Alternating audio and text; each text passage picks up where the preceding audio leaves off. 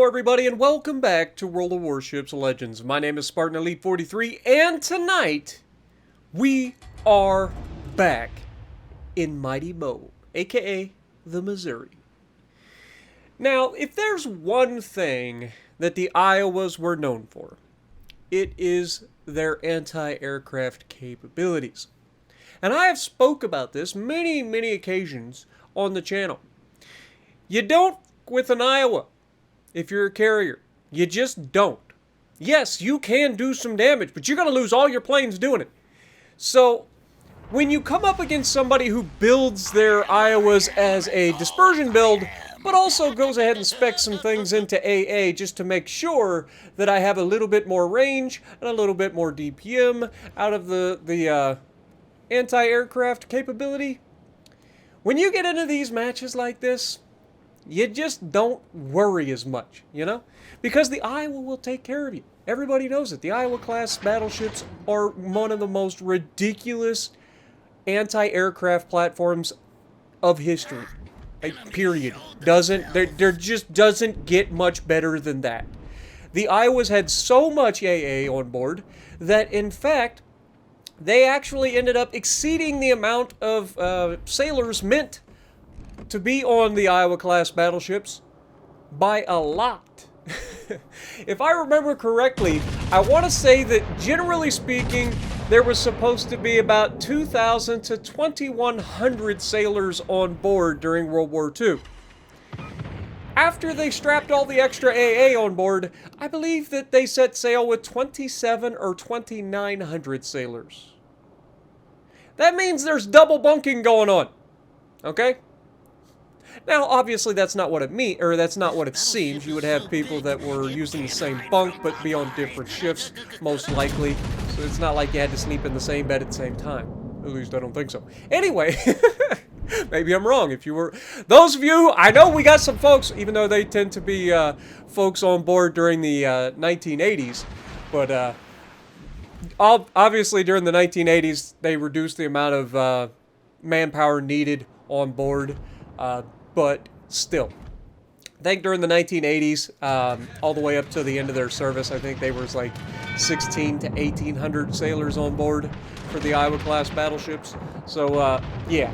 Anyway, what I'm saying is that we actually have the perfect platform in this game to potentially avoid getting absolutely annihilated by planes. Now, that doesn't mean that the planes aren't going to get through.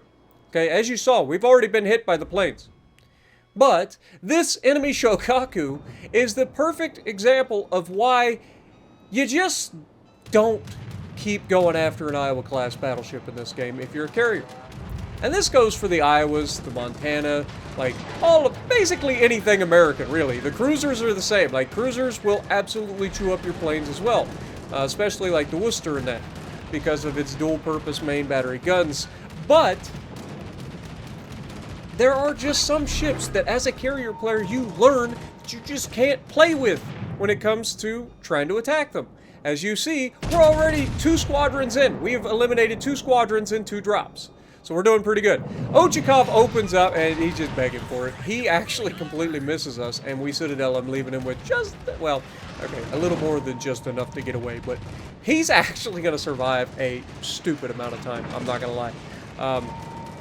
Obviously, we're going to be able to attack him here. And you can see we're still being attacked by the planes. The planes are just doing their thing, and once again, the anti-aircraft is doing their thing as well. The AA is just going ham over here, and planes are falling out the sky like it's freaking 4th of July out here. If you don't get that that reference, it's a reference to Independence Day, the movie. Yes, I'm old. I get it. I watched it in the 90s. Don't go back and watch it nowadays, because it'll ruin your nostalgia, okay? You cannot go back and watch a 90s movie today, with the exception of maybe Forrest Gump, and see, like, early CGI after you're used to, like, modern-day CGI, because it's embarrassing. Okay? Like, if you go back and watch, like, old-school 90s CGI versus today's CGI, it is actually ridiculous. But, yeah, Ochakov still focusing us right out in front of a cruiser and a battleship on the other side of the mountain. All they have to do is pull around the corner, and of course, Of course, the Ochkov gets the double fire as soon as my stuff goes on damage control cooldown. But that's not the worst part. The worst part is we've got a carrier about to drop torpedoes on us. So we got to get moving. And you can see we're already on our way out. Now remember, I don't run propulsion mod. I have to be a little bit more selective about, you know, when I change course, because it happens, you know, very slowly. Okay? It takes a lot of effort to get this big old beauty rolling. Okay? But we run fight fire with fire. With the recent buffs to the fight fire with fire, even having a double fire isn't the end of the world nowadays. And if you aren't running fight fire with fire nowadays, like, I know that I still run gyrate or flammable cannoneer, which is absolutely a terrible idea, but I still like my accuracy. Okay, I'm sorry. I'm used to having that accuracy, but fight fire with fire allows us to survive these fires, and of course the American heals are pretty good. They're not British heals, but they're pretty good, okay? But remember, we've taken all the goddamn health off that Ochkov. Ain't nobody on the team shot him except us. The rest of the team's sitting over there. Ain't nobody even took a shot at him. Shokaku gets spotted, you know darn well I'm taking a shot at this little turd burglar. We take half his health in the first shot, not even getting a citadel, right? And here we're playing Outrun the Torpedo, and it just barely scoots under the booty of the Missouri. Got to get that fantail moving, you know what I'm saying? But Shokaku, once again, angled perfectly here. If this isn't a citadel, I don't know what is. We got to take this shot. I think a couple of those shells may have passed through the island, making them void, or null, whatever you want to call them. But you can see we do manage to slap the crap out of him once again, of course, leaving him with just enough to get away. Seems to be a theme, right? The only one that's really done any damage to us in this lobby has been the f***ing Ochkov with his fires. Alright? We've pretty much annihilated every plane that the Shokaku has sent to us, to the degree that he stopped sending them to us. He's like, I can't continue to lose planes at this rate. We shot down 26 of them, and he's just like, nah, I think I'm gonna go after the cruiser and the battleship that are together. That's right. He would rather send his planes at 2 ships that with overlapping AA than to continue to go after my Missouri. That's how bad off he is when it comes to seeing. And of course, on the last shot, there's the Citadel, right? Can't Citadel him when he's full health, can't Citadel him when he's half health, but as soon as he's down to basically nothing left, we manage to Citadel him. Who'd have thunk it? Now here, you may have noticed that I was keeping myself away from the Constellation this whole time. And I knew that they were going to be in a position where we could just wrap around. And look at this. Gun's already in the location. This Constellation's looking at me. He's probably like, oh my god, what have I done to deserve this? And you're not wrong, Sunshine. This is going to sting a bit. Bonk. Half his health gone. You cannot get caught broadside in a Constellation. I don't care how good you are. I don't care what you're up against. Any battleship worth its salt, if you're caught broadside in a Constellation, you are toast. And it definitely is a thing when it's an Iowa class. Look at that dispersion from the rear turret of Justice. Plow! Oh my god, he got so lucky they actually fell a little bit short, hit his belt. He got angled just enough, but then the front guns say, you know what? Screw Justice! We're here for honor and glory. That's right.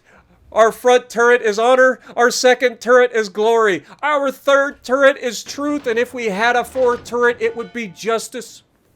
Or no, justice. Justice is the third turret. Truth is the fourth turret. I name my turrets, folks. I'm weird. I get it. But you have to. If you're a battleship captain, you know what I'm talking about. You got to name your guns. You have to. We've got honor, glory, justice, and truth. If you have a fourth turret. So anytime I'm into Montana, the Minnesota, or the Kansas, we got truth and justice at the back. So you got to have it. Or justice and truth. But I don't know. I'm a dork. But we have absolutely dominated this match. We played it about as perfectly as we could. We've lost a lot of hit points, but we're still alive. There's only one man left, and it is a Minsk. He has no health. Anybody should be able to finish him off. Unfortunately, it looks like maybe he got one bomb hit, maybe a cruiser, or maybe the battleship shot at him and just scratched him. Who knows? But he's got no health left, and he's about to get into position. As we look Imagine being on the balcony of those houses right now and be like, oh my god, please don't shoot at this guy right now. Please don't fire your guns over here or in the lighthouse. But no, we're gonna wait. We take the shot right as he's about to come around the corner. He gets us spotted and immediately yeets himself with with the shells that we pre-aimed. So pretty fun game there in the Missouri. Hopefully you guys enjoyed. 148,000 damage, 3,000 base XP, top of the leaderboard. So let me know what you guys think. Do you have names for your turrets? If so, I want to know about them down in the comments below. And don't forget, we're on the path to 50,000 subscribers. So if you haven't subscribed and you enjoy what I do, punch that subscribe button.